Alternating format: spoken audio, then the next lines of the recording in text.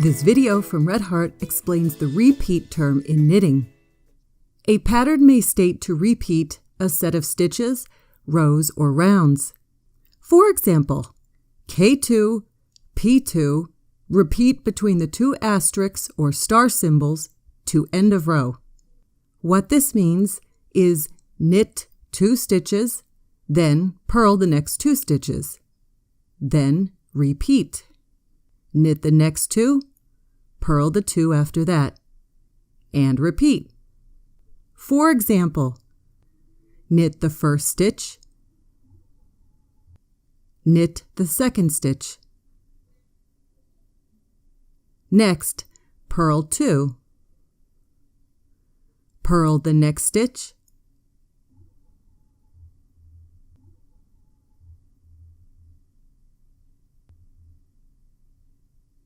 and purl the next stitch.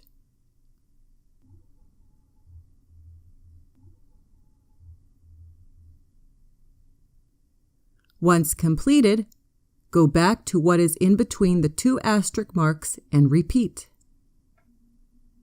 Start with knit 2. Knit the next 2 stitches.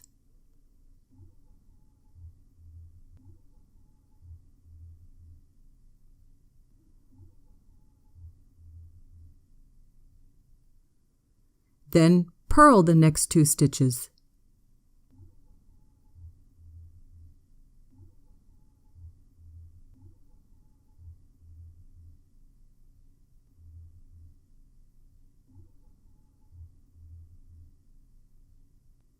Repeat these 4 stitches until the end.